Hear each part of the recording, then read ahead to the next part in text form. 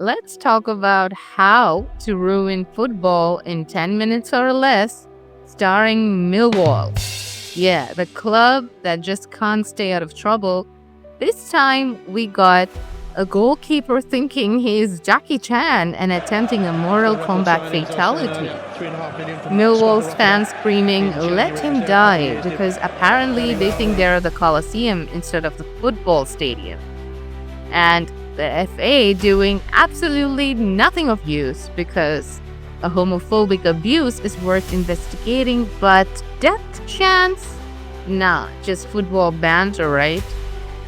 Oh, and if you thought what went down in the Crystal Palace versus Millwall FA Cup slash was bad, just wait till I remind you of Millwall's Hall of Shame. Spoiler alert.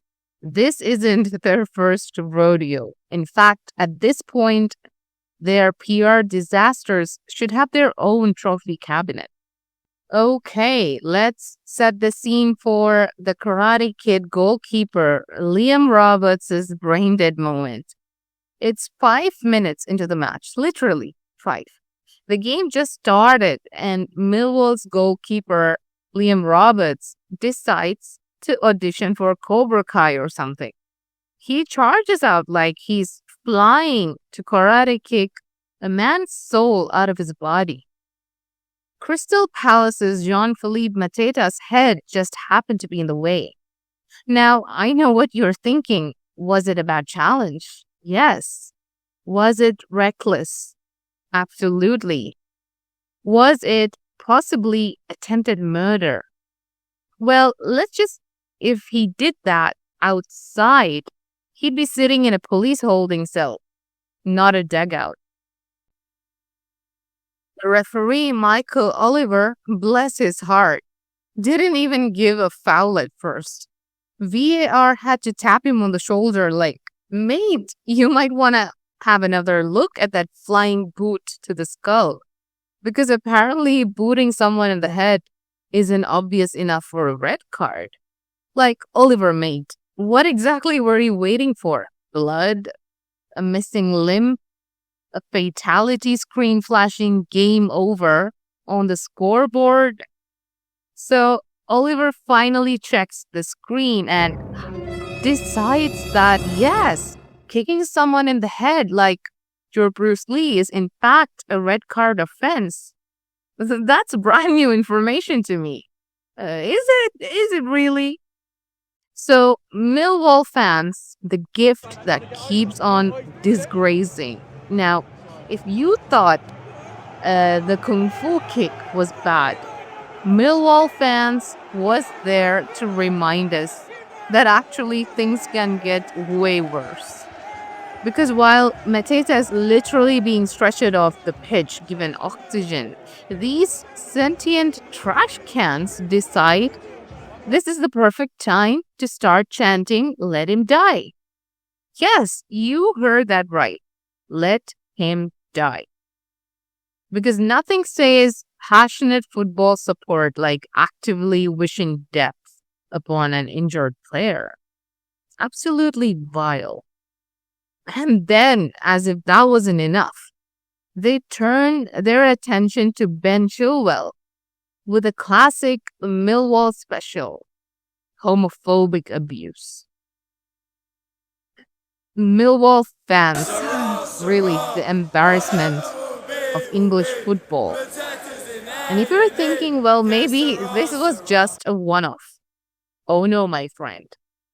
Millwall fans have been pulling this nonsense for decades.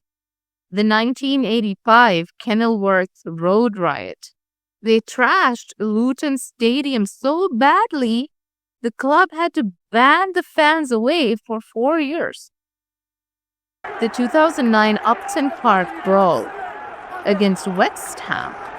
Pitch invasions, fights, a stabbing. Basically, how not to behave at football masterclass. The 2013 FA Cup semi-final, instead of fighting the opposing fans, they started punching each other. Because why unite in stupidity when you can brawl amongst yourselves. The 2020 booing controversy. They booed players taking the knee because apparently even basic anti-racism gestures were too much for them. So yeah, Millwall fans ruining football. Not exactly breaking news. They have this long-standing reputation of being, what's the polite way to put this? A walking PR disaster. And just when you think they can't sink any lower, in 2025, they bring out the Let Him Die chants. And if you think that would be the worst part, right? Oh no, because they weren't done yet. Then they aimed homophobic chants at Ben Chilwell, calling him a Chelsea rent boy. Because I guess being a decent human is just too much effort for some people. The FA's response, well, we'll investigate the homophobic chants, but the Let Him Die death stuff, nothing to see here. Let me repeat that. Death chants are apparently fine, but if you're being homophobic, then we've got a problem. The FA forever setting the bar at rock bottom. So basically, if you chant "Let Him Die" with zero consequences, but if you step into hate speech, now the FA suddenly remembers they have rules. What a joke. And Millwall's manager, he had a lot to say about how his goalkeeper didn't mean it.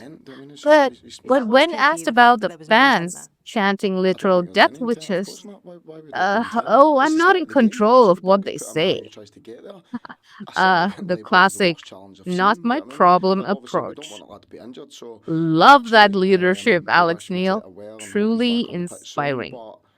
This begs the question, is Crystal Palace's Steve Parish the only sane person here? The man was absolutely furious, and honestly, rightfully so. He called the challenge the worst he's ever seen in football. He blasted the keeper for endangering Mateta's life.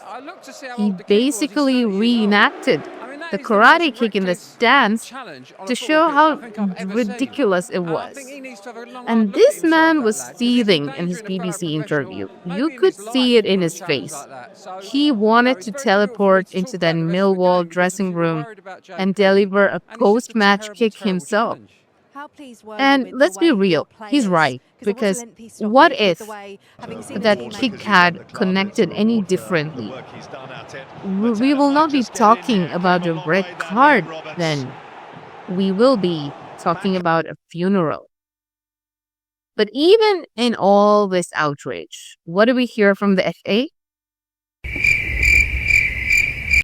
Because apparently endangering a player's life is just part of the game now. So instead of FA handling out real punishments, Millwall gets to carry on like nothing happened. Wow, an absolute joke. Meanwhile, poor Mateta is in the hospital trying to figure out if his head is still attached to his body, and Millwall fans are treating it like some kind of medieval gladiator event. So what happens next? Look, this game was a disgrace from start to finish. And if the FA has even a single brain cell left, they'll throw the book at Millwall. Because right now, here's where we stand. Mateta's in the hospital with a bad gash behind his ear and a head injury, possibly a concussion or worse.